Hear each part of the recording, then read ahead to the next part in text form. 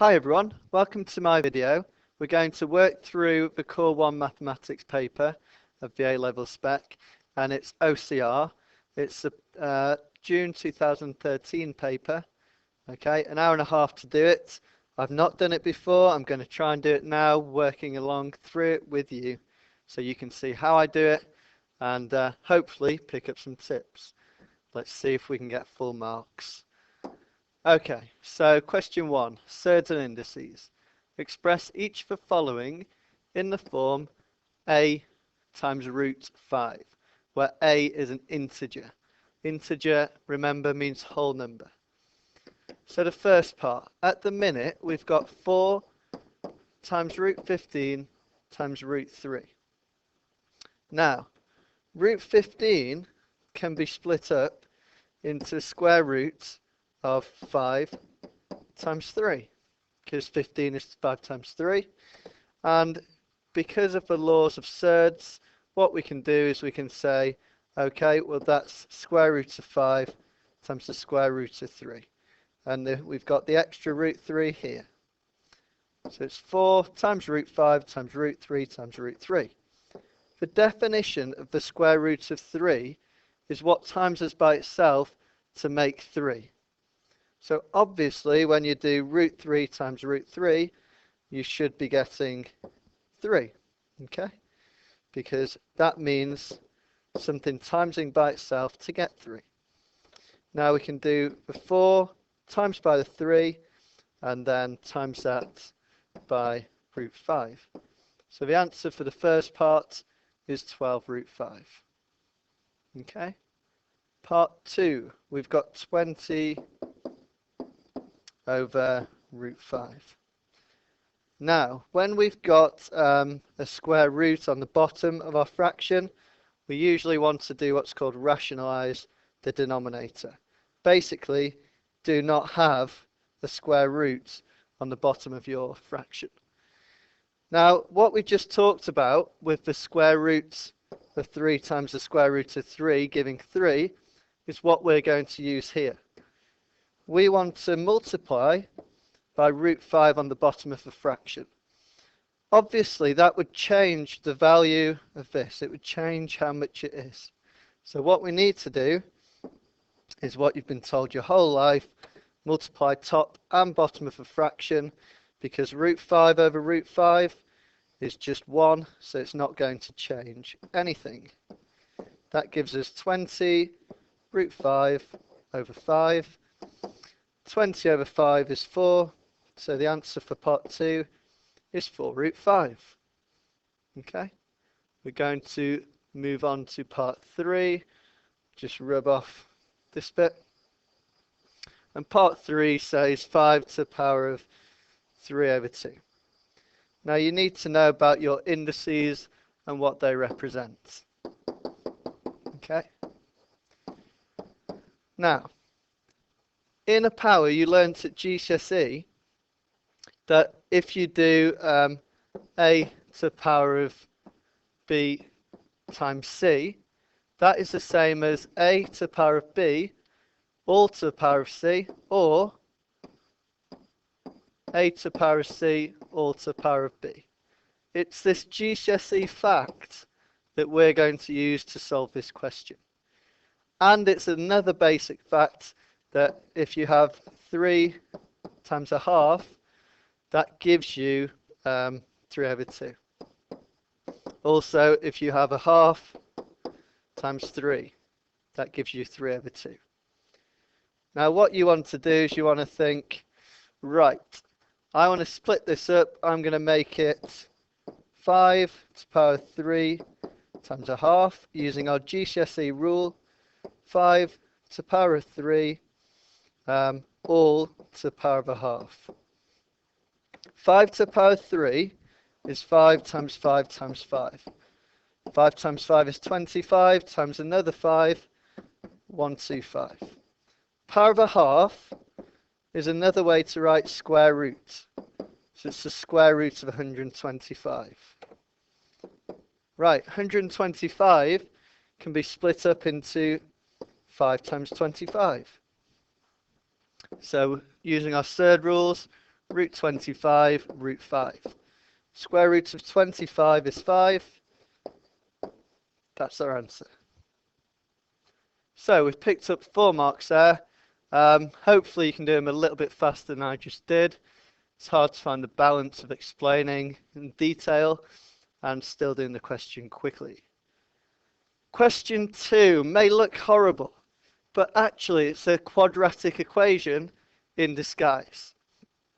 So what you need to do is think about this, and how can that be a quadratic equation?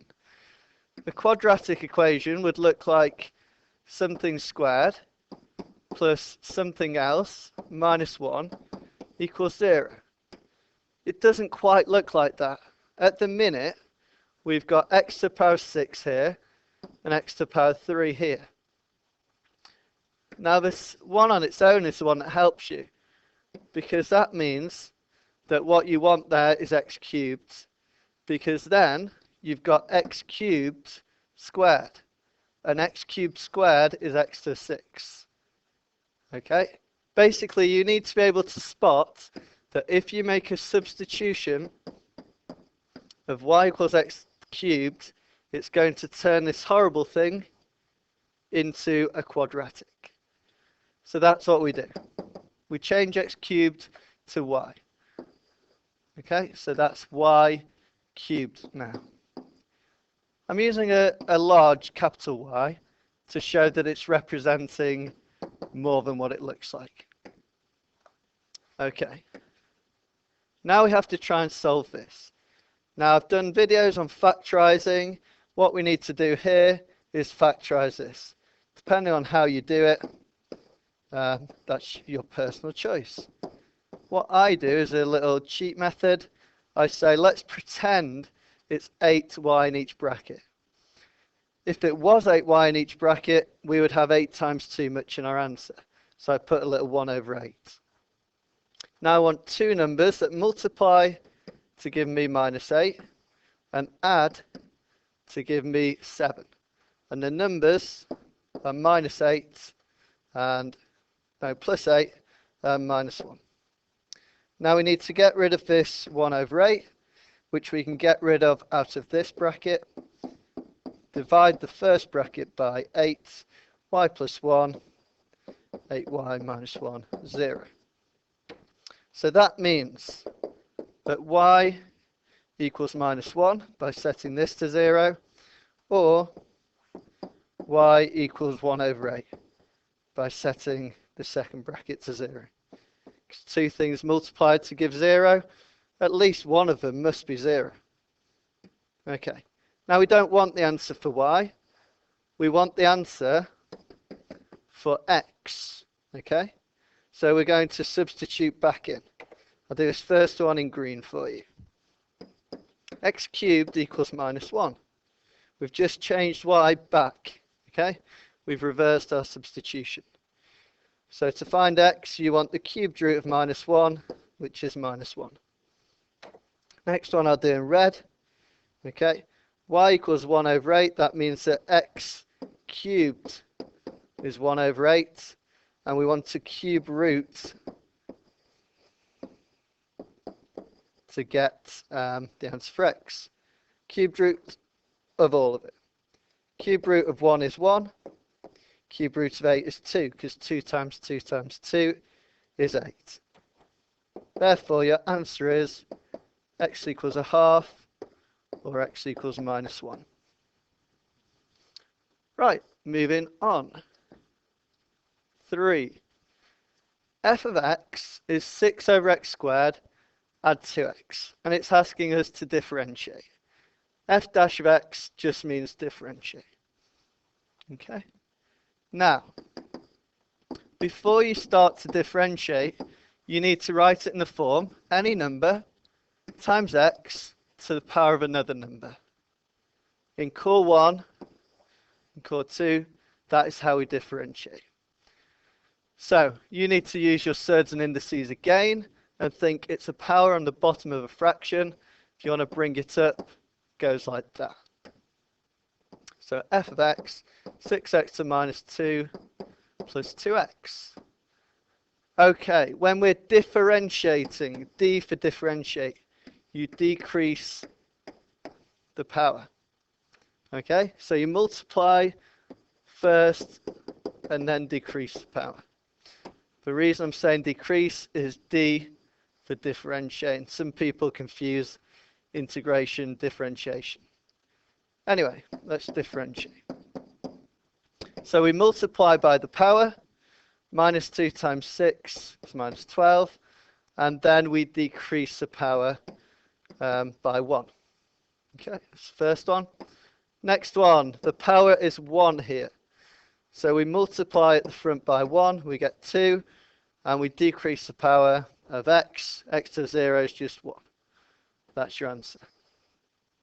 You can learn that as a general rule, that when you differentiate any number to the power of any number times x, you just get left with that number. F double dash of x means differentiate twice. So we want to differentiate what we just found to get our new answer. Okay? So we multiplied by the power. Minus 12 times minus 3 is 36. And we decrease the power by 1. Any constants are going to disappear because, well, they just do when you differentiate. Okay? Right, moving on. That's that done. Another way to write that, if you want, 36 over x to the 4. Question 4. Express 3x squared plus 9x, add 10 in the form 3 brackets x plus some number, all squared, plus another number on the end. Okay, so basically we are trying to complete the square. Part I is a tricky way to write complete the square. Now it's quite a difficult complete the square because of this number 3. When we complete the square, we just want x on its own plus anything times x, and then it doesn't really matter about what's on the end. So what we need to do is we need to cheat, and the way we're going to cheat is by factorizing out this 3, but only from the first 2 terms. So we think, okay, to get 3x squared we need x squared here, and to get 9x we need 3x. That is your first step. Now we're only going to complete the square on the part inside the bracket. Everything else is going to stay as it was. So let's complete the square inside the bracket. Half the coefficient of x. Just put it over 2. Square it all. Now think, if you expanded that double bracket, I'm saying double bracket because squared means times it by itself, you would get the x squared that you want. You'd also get the 3x that you want by adding those two together, but you would get an extra 3 over 2 times 3 over 2. You do not want this extra 3 over 2 times 3 over 2, which incidentally is 9 over 4, so you take away 9 over 4. Now, when we put it in the form asked for in the question, all we're going to do is times into this bracket effectively. So we're going to times out 3 times the first term, and then it's going to be 3 times minus 9 over 4, which is minus 27 over 4. The 10 I'm going to write as 40 over 4. That's 10. So that I can put these two fractions together and get my final answer. So 40 minus 27 is 13, plus 13 over 4. That is in the form asked for, where P is 3 over 2 and Q is 13 over 4. So that's part I done. Let's get rid of all of this. We may need the complete square form, so I'm going to leave that and get rid of everything else. Okay, Part 2. State the coordinates of a minimum point of the curve y equals 3x squared plus 9x plus 10. Now, like I said, we might need complete the square form. As it happens, we do. We've just spent a load of effort writing it in this way. Now, it's not just a random way to write things, it's actually very useful. Because if you think of this thing that I've highlighted here, this is some number squared. Okay? Some number, any number squared. Any number squared is always going to be positive. Now, if we want a minimum point, we want the answer to this to be as small as possible. So what do you think you're going to do with something that's always positive? You're going to get rid of it. You don't want this to exist. The only way to get this not to exist is to make this thing that I've just underlined 0. And to do that, you have to make x minus 3 over 2. If you succeed in making this 0, then what you're going to be left with for your answer for y is 13 over 4. So your coordinate is minus 3 over 2, 13 over 4. Part 2 done. Part 3. Calculate the discriminant of the quadratic in question.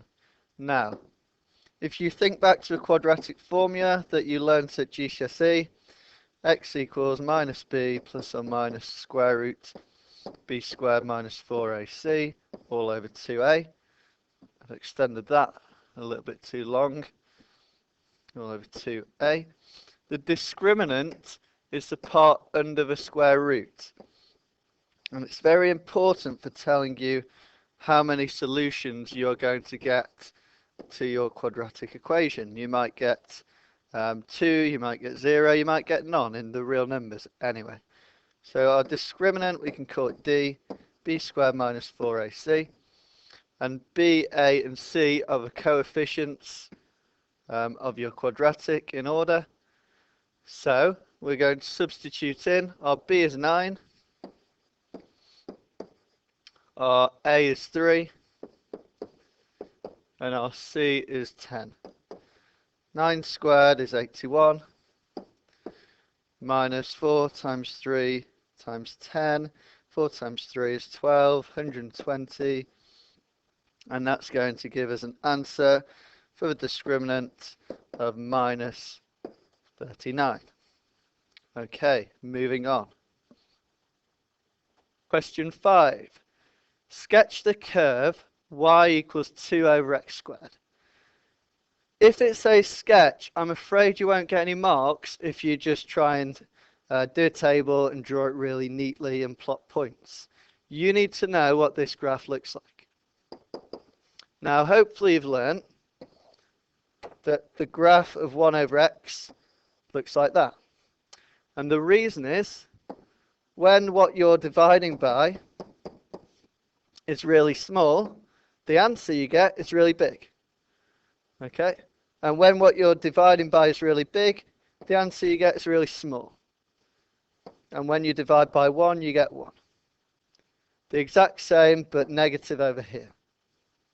Now, if you're dividing by x squared, it's going to have an even bigger impact. What I mean by a bigger impact is when x is small, x squared is going to be even smaller, so it's going to shoot up even faster. So it's going to be steeper. But it's still going to have a key point of 1, 1. When x is 1, y is 1.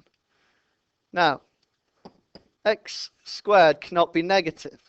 So it's not going to go into the negatives here. Here, when you had, for example, x as minus 2, then y would be 1 over minus 2, which is minus a half. Here, you're not going to have the negative bit. So it's going to be forced to be positive, and then you're dividing by it, so you get this result. Now, I always think of this as a skate ramp, a spine, but you might not have heard of that. Right, part 2. By the way, the 2 at the top just means that it's been stretched by 2. So we've not done a scale, but it doesn't matter. It's just even steeper. Okay, so it's been stretched by 2. So part 2, this curve that we've just drawn is translated by 5 units in the negative x direction. So let's get rid of this explanation here. Negative x direction by 5 units, so it's minus 5, 0. Find the equation of the curve after it's been translated. Okay. Now, whatever you do to x in a horizontal translation, you're going to do the opposite. Okay? So it says we're going to be moving it negative. So what we do in our f of x is actually positive. And I would need probably a whole other video to really explain that in some detail. If I get any requests, then I will do that for you. Do not worry. So, our f of x, our function, something to do with x, at the minute is 2 over x squared. Now what we're going to do is we're going to, because of our transformation, add 5 to x. That is going to transform it negative 5 units in the x direction. So if we've done it to x here, we do it to x here. So we just get 2 over x plus 5 squared. That's your answer. Part 3. Describe a transformation that transforms a curve y equals 2 over x squared to 1 over x squared. So what's the difference? What's happened? You started with this. You started with f of x equals 2 over x squared. And what you've done is you've times f of x by a half to get a half times 2 over x squared, 1 over x squared. So if it wants to know what's happened to it, you've times f of x by a half, which is standing for the transformation of stretch scale factor half in y direction, or parallel to the y-axis. Okay, moving on. Question 6, we've got a circle equation. And the equation is x squared plus y squared plus 8y minus 24 is 0. Find the center and radius of a circle. In order to be able to find the center and radius of a circle, you need it in a certain form. It needs to be in the form of x or y, doesn't matter which way around. X is first in the alphabet, so let's let x go first. Y. So y plus a, y plus b, both squared, okay? And if you've got it in this form, minus a minus b is your center, and r is your radius.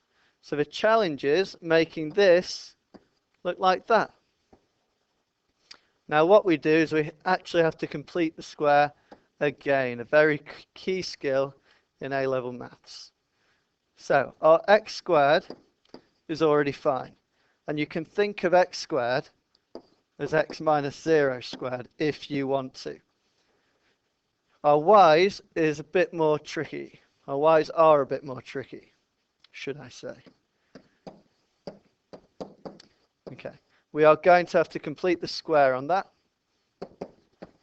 and see what happens. So let's complete the square. So I say we want to half the 8, so we get y at 4, all squared. That's going to get us to 16. We actually want to be on minus 24, so to get from 16 to minus 24, we're going to have to go minus 40. Okay, That's right, isn't it? No, it's not right. Yeah, there's a gap of minus 40.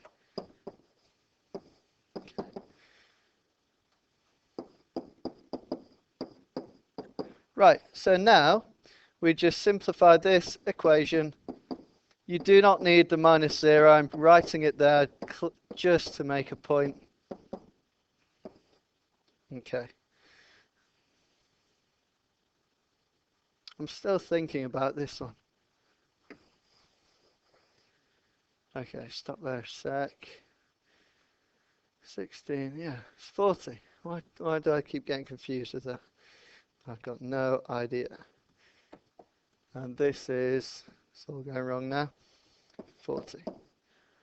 It wants the centre and the radius. So the centre is going to be 0 for x, minus 4 for y. The radius is going to be square root of 40. Okay, if you really want to simplify, that goes to root 4, root 10. So 2 root 10. Okay. Part 2. I'm going to clear all this off so we can work on part 2. Going to leave the equation because we might need that. Get rid of the rest. Right, part 2 then. The point A, which is 2, 2, lies on the circumference of a circle. Given that AB is the diameter, find the coordinates of B. I've read it briefly. What I would always recommend on a question like this is that you actually do a little diagram. Doesn't matter how good it is, but you do want a little diagram. So the circle that we've got, x is 0, y is minus 4. So that is the centre of a circle. Its radius is 2 root 10. Now if you think of root 9 as 3, root 10 is bigger than 3. So this number is going to be bigger than 6. That's just giving me a rough idea that if we've got 2 here, it's going to go above that. Okay? Like I said, it doesn't have to be a perfect sketch. The point 2, 2 lies on the circle. Given that AB is the diameter of the circle, find the coordinates of B. AB is the diameter of the circle.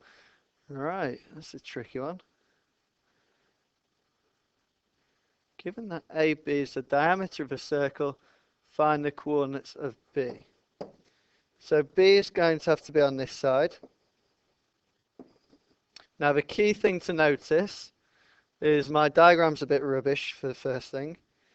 And the second thing is that when we draw on the diameter, it's going to go through the centre. The definition of the diameter is it goes through the centre. So we know this point, okay? And we can actually work out B by doing the same step down again. So from 2, 2 to get to minus 4, 0, minus 4, we are stepping down by 2, we are stepping down by 6. Okay, so to get to B, we need to step down by 2, we need to step down by 6. That's just one way to do it. I mean, it's a bit of a strange way, to be fair, but there you go. Sometimes I do things strange ways. The other way to do that would be to just treat that as a midpoint and use a formula. Same effect. Right, part 7. Solve the inequality. 3 minus 8x is greater than 4. If you've done these in GCSE, you might have cheated. You might have said, let's pretend it's equals and let's solve it as an equals equation.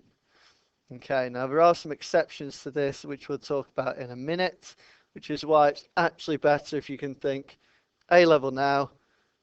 Let's think of it as an equals, apart from a couple of exceptions. Let's just do our maths. We're going to take away 3 from both sides, minus 8x greater than 1. This is why I didn't want to change it, because now we have to divide by minus 8. Now when we divide by minus a minus, or times by minus, we're going to have to flip the sign around. That's the rule. To see the rule, what you could do is you could add on the 8x here, and you could take away the 1 there, and you'll see that that means that the sign is the other way around now, if you're looking from the other side. So we get the x, swap the sign, less than minus an 8th. Okay, part 2. Hopefully we're going to have enough space for this. It's a quadratic inequality. Right, the best tip for quadratic inequalities is to visualize and know what they look like. Okay, so what this one has got, it's got an equation that looks like it might be giving you 2 roots, which are where it crosses the x-axis, but that only works when it's equal to 0. At the minute, you've got 12 going on. So you've got 2 options here. I'm just trying to think which one I should show you. I'm going to show you the slightly longer way, but hopefully it'll be easy to explain. What we're going to do, we're going to times out the bracket. We're going to get 2x squared minus 6x minus 4x plus 12 less than or equal to 12. We're going to take away 12 from both sides. What did I tell you about this thing? It looks like we might have to complete the square again. We'll see. Less than or equal to 0. Now you've got something with 0 on one side, we can divide by 2 to both sides of the inequality. Okay, because 0 divided by 2 is still 0. Now this one is factorized to get x minus 5. So it wasn't as bad as I first thought it might be. That means our 2 roots. Now the roots of the equation, that's going to be u-shaped because it's a positive quadratic. It's not got negative in front of the x squared. And what we're going to have is we're going to have critical values of 0 and the critical value of 5. So when we do a sketch, our critical values here, 0 and 5. Now remember I told you that it's going to be a U-shape. Okay, so we put our U-shape onto these points. Now this sketch is just going to help us to figure out what side the inequality is going to go. So we want, think of this thing as this graph. We want that to be less than 0. So we need to think, when is that less than 0? Here. That's where it's less than 0. So that means that your answer for x is anywhere between 0 and 5. Okay? And you copy the sign that they've used. It includes 0 and it includes 5. Job done. Question 8. A is the point minus 2, 6. B is the point 3 minus 8. The line L is perpendicular to a line x minus 3y plus 15 equals 0. Perp. And passes through the midpoint of AB. We need a diagram here. We really need a diagram. The question wants us to find the equation of L, giving your answer in form ax plus by plus c equals 0, a, b, and c integers. Even when I got up to the question, what it was actually asking us to do, I was already thinking we need to draw a diagram. So I might even stop here and think, before I carry on, what does this thing look like? So a is minus 2, 6. So let's say minus 2, 6. And this point is A. B is 3 minus 8. 1, 2. Okay. And L is perpendicular to the line of this. I don't like the line in that form. I like y equals mx plus c for sketching lines. Okay, so what I would do is I would take the 3y to this side. So you get 3y equals x plus 15. So you got y, divide everything by 3 here, a third x plus 5. Okay, so this line, a third x plus 5, we may need, we may not need. I've not even fully read the question yet. But it's got a gradient of a third, so it's quite shallow, and it passes through 5. Something like that. Okay? Let's read the question again. A is that point, done. B is that point. L is perpendicular to that. So L is some line that's perpendicular. We don't know where it is yet, but we know it's gradient. Okay, so it could be floating around anywhere. Let's leave it down here. It passes through the midpoint of AB. So we now know some extra information. The midpoint of AB, wherever it is, somewhere in this vicinity, is going to pass through that. Okay, let's use proper algebra because we know our diagram's not incredible. I've been the first to say that. The midpoint. So you find the middle of minus 2 and 3, which you can do by adding them up and dividing by 2. And you get minus a half. No, you don't. You get 1/2. Sorry about that. Okay. And adding up 6 and minus 8 and halving it. So you get a half minus 1. A half minus 1 is here. That's the middle of A and B.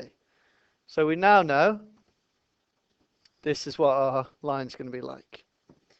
Okay. Now, that's just a drawing. We're asked for the equation. So what we need to do is we need to think about y minus y1 equals m x minus x1, which is the equation to find the equation of a line if you know a point and if you know the gradient. Now the gradient is what we call m, and because we know the gradient of this is a third, it's going to be the negative reciprocal, which means what do we times a third by to get minus 1? And you can flip it over and put a minus in front. So m is minus 3. Now we use this equation using the midpoint, which we know the line goes through. This is x1, this is y1.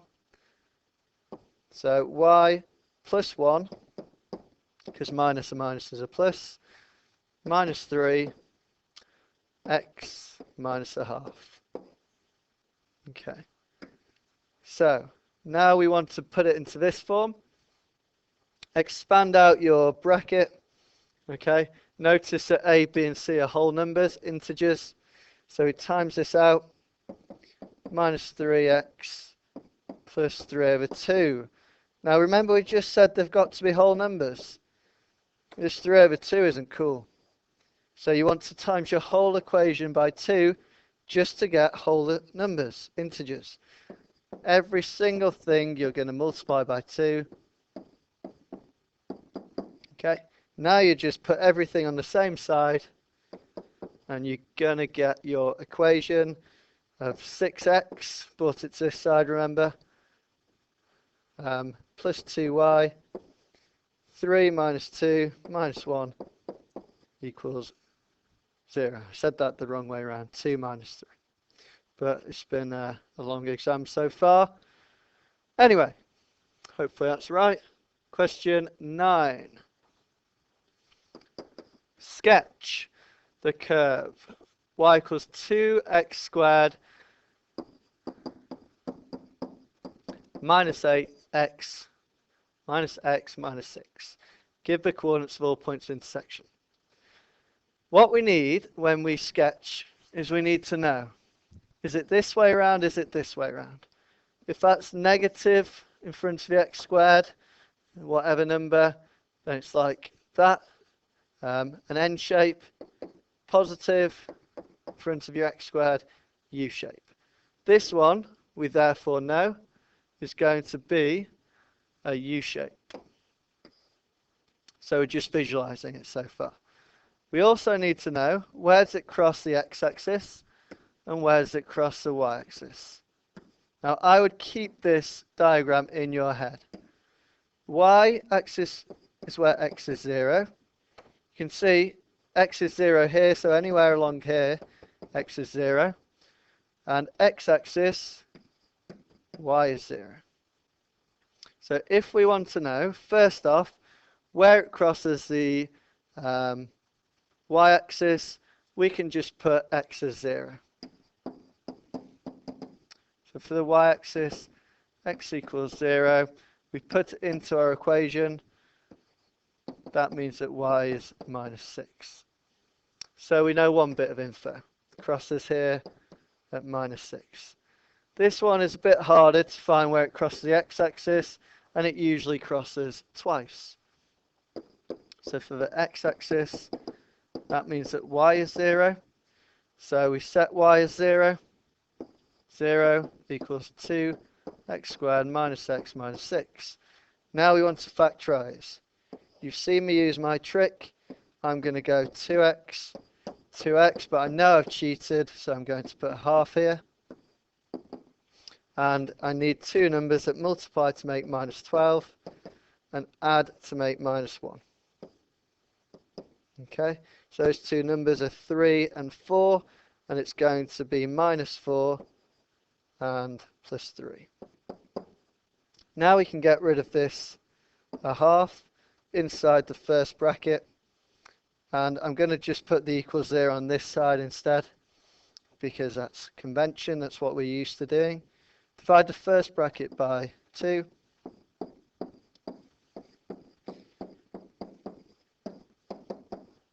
That means that your critical values, your roots where the graph crosses the axis, are when this equals 0, or when this equals 0, and you can take away 3 and divide by 2 from the equation.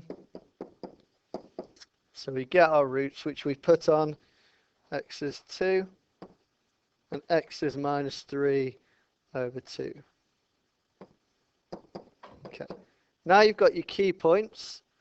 Now all you need to do is sketch on the U shape that we talked about. Okay? In reality, I've drawn that a bit weird because 2 is obviously much bigger than 3 over 2. So let's just sort of scale out a little bit. Okay, say much bigger, like that. Let's draw it on. Something like that. What I've done is I've made the bottom of the curve just past here because it's not symmetrical about the y-axis. Okay, let's clear off part I. We may need the graph again, so we're going to leave that. We might need factorized form, so we will leave that as well, just in case. Right. So, part 2. Find the set of values of x for which the graph 2x squared minus x minus 6 is a decreasing function. You might not have heard that term before. Do not get too worried about it. As you read from left to right, like you do normally, think about your graphs going whatever they're doing from left to right. If your graph is constantly going up, granted it might be doing a weird way about it, but if it's constantly going up, that's an increasing function. If it is consistently going down, however it's doing it, that is a decreasing function. So what we're going to do is we're going to think about our graph going this way. It's going down, down, down, down, down. Then it stops, a turning point, and it goes up. So we only want the part where it's going down. We want to think about this part, up to the red dot, which I said was the minimum. So what we need to know, whereabouts is that minimum? There's a couple of ways to do that. You could complete the square, but probably the best way to do it is to differentiate your function. So when we differentiate dy by dx, we're timesing by the power and decreasing the power. We get 4x minus 1. Now we're saying at a turning point, the gradient is flat. So dy by dx equals 0. And that means that 4x equals 1, aka x equals a quarter. So this value here is a quarter.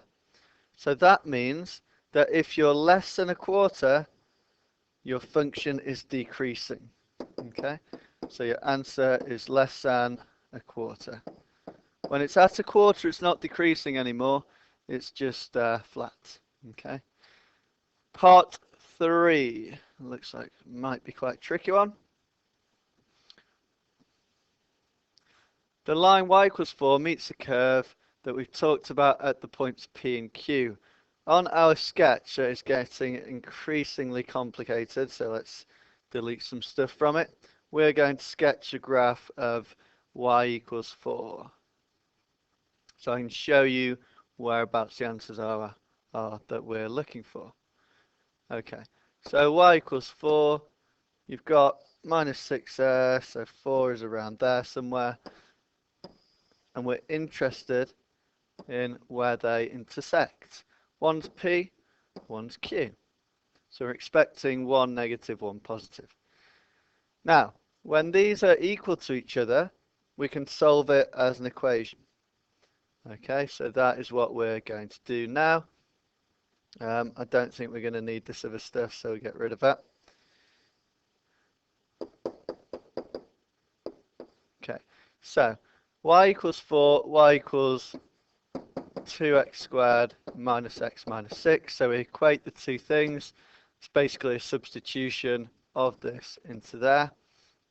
And we solve. It's quadratic, so we set it equal to 0. And I'm just going to take away the 4 from both sides to get minus 10. And I'm just going to switch aside for 0 because it doesn't matter which way around. Again, we have to factorize. Now, my trick says put 2x, 2x, and then put a half here to get rid of. 2 times minus 10 is minus 20. So our numbers have to have a difference of 1, and times to minus 20. The two numbers in question are minus 5 and 4. Now that we've done this, we will be able to get rid of our factor of a half. In this case, we can get rid of it from the second bracket. So we get x sub 2.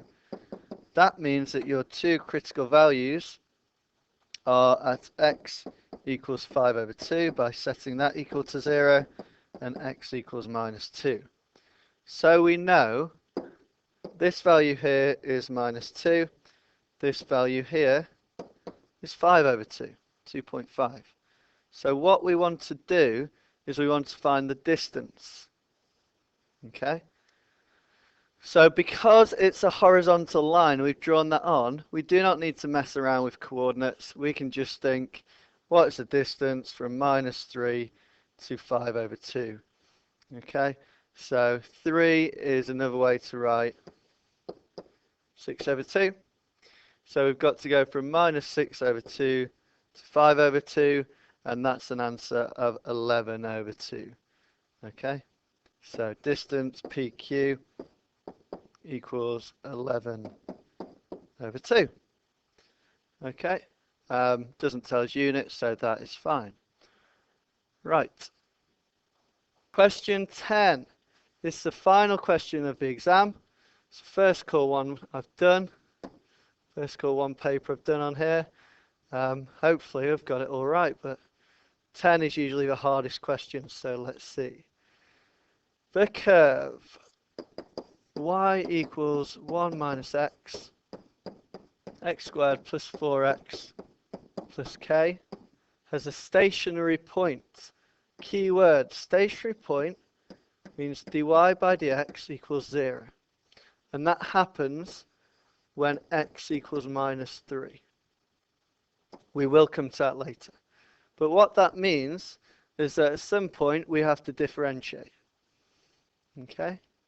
So, no time like the present, let's get ready to differentiate. Before we differentiate in core 1, we are going to have to expand all this out, I'm afraid. So what we do is we just expand like this, expand like this. So it's going to be 6 terms. First term is going to be x squared plus 4x plus k. Second term is going to be minus x times all the stuff, minus x cubed, minus 4x squared, minus kx. We're going to now collect like terms before we differentiate, and we usually order them with the highest power coming first. We've got x squared minus 4x squared there. And we've got, here's a tricky one for you, so I'll do it in 2 steps. Plus 4x minus kx. Shall I do it now or shall I do it in a second? I won't confuse you, I'll leave those separate, but we could have combined them. Just a little note for you, you could have combined them there, but I'm not going to. Now let's differentiate. So when we differentiate, we times by the power and we decrease the power, remember? Okay, times by the power, decrease the power. Times by the power, decrease the power. And the constant is going to go. Right, so now what we've got is an expression for dy by dx. And we know stationary points are when dy by dx is 0. Okay, and we know that happens when x is minus 3. Okay, when x is minus 3, dy by dx equals 0. This is like a substitution now. We're substituting 0 for dy by dx and minus 3 for 3. Core 1 sometimes tries to trip you up with all these negatives. Minus 3, and then minus 3 goes here. Use brackets when you're substituting in. Minus 6 times minus 3 plus 4 minus k. Right, minus 3 squared is 9, times by minus 3 is minus 27. Minus 6 times minus 3 is plus 18, plus 4 minus k. So that means that all these numbers simplify to minus 5, minus k. Okay, so bring k to this side, k equals minus 5. Right, first question done. Let's clear off the board and try number 2. Okay, what are we going to need? We might need dy by dx, so I might leave the bottom off the board for now. Okay. Right, what we can do is we can differentiate again. And d2y by dx squared tells us about the nature of the turning point. It's a maximum, minimum, etc., etc. So we differentiate again.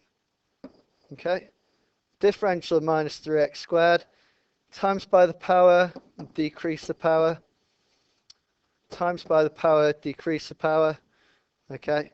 And this is going to both be constants, so both go to 0. Now, the stationary point was at k equals minus 5, and it was at x equals minus 3, which is the most important thing. So we substitute in x equals minus 3, and we find out what this interesting thing is, d2y by dx squared.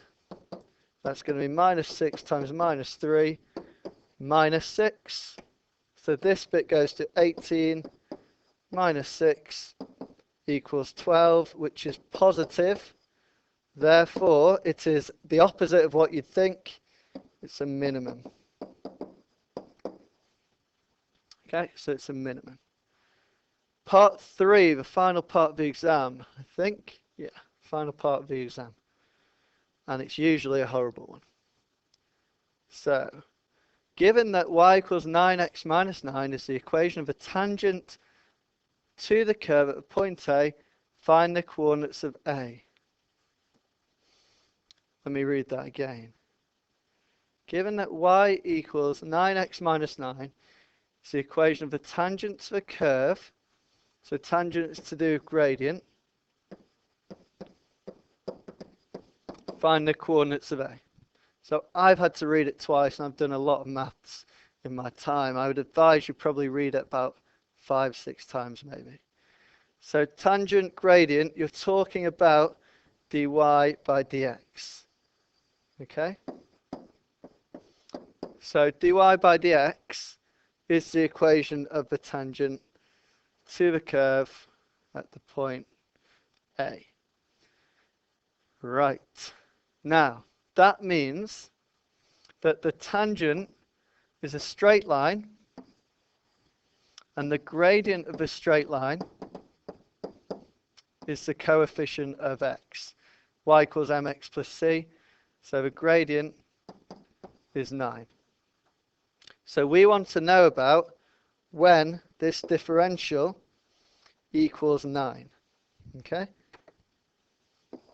So 9 equals minus 3x squared minus 6x. We know what k is now. We've set up here minus 5. That would make this whole thing 9 as well. 9 is a very common number by the look of it. Okay, minus 6x plus 9. We can cancel 9 off both sides. I know the board's getting a bit messy. I do apologise about that. Okay, and we get 0. I'm going to take these to the other side. Okay, so 3x squared plus 6x equals 0. We factorise. We can divide by 3 first, actually. Divide by 3 first. X squared plus 2x equals 0. We factorise. We get x plus 2 equals 0. So x equals 0, or x equals minus 2. So we've got 2 possible answers for the point A. Let me think. Let me take in all the information from the question.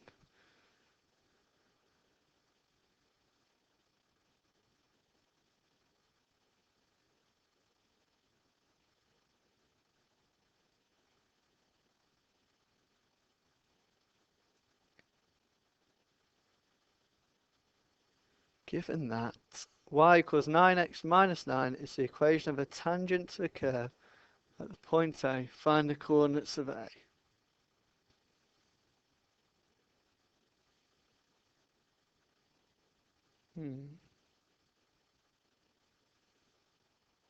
You see, it would say find the possible coordinates of A if there were more than 2.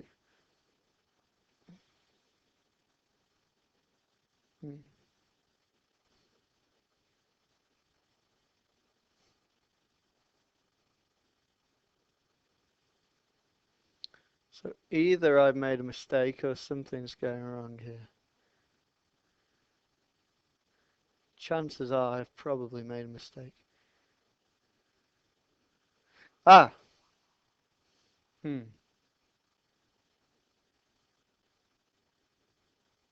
Okay, I think I know. What we're just going to do now, might not be the best way, but hey, it's been a long test, and we just want to get finished, get full marks, get out the exam hall. So, let's think. It's got to be on this line, y equals 9x minus 9. So that means if we had x equals 0, that the possibility is 0 and minus 9. Another possibility is if x equals minus 2, and we're going to get minus 2 here, minus 18, minus 27. Okay. Well, now we need to check which one of these is also in the equation of the actual curve? And I'm hoping it's not going to be both, because then we're in trouble. So let's try this one. Let's try out x as 0 and see if we get our answer for y as minus 9. So if x is 0, you're going to get 1, your first bracket, times by k, which is minus 5. So it does not work. Okay? No. Let's see if this one works. Fingers crossed. Otherwise, I've just been talking rubbish for a while. Okay, so let's try it in this. 1 minus minus 2 is 3 for the first bracket. The second bracket is going to be minus 2 squared is 4, minus 8 for 4 times minus 2, and then for k, minus 5. The second bracket is going to give us minus 9. Minus 9 times by 3 is minus 27. So we give it a tick. We're happy because we've got some answer in our test, and we know that that is the right one. Okay, and just make it very clear to your examiner, yes. Thank you for watching. I don't really know how that's gone. I think that's pretty much the fastest I've done a Core 1 paper, especially under pressure. Anyway, hope it's useful. If you've got any questions, do ask. I'm not confident I've got full marks, so let me know if you've spotted any mistakes. Good luck, guys. Hope you achieve maths and enjoy maths like I do. Goodbye.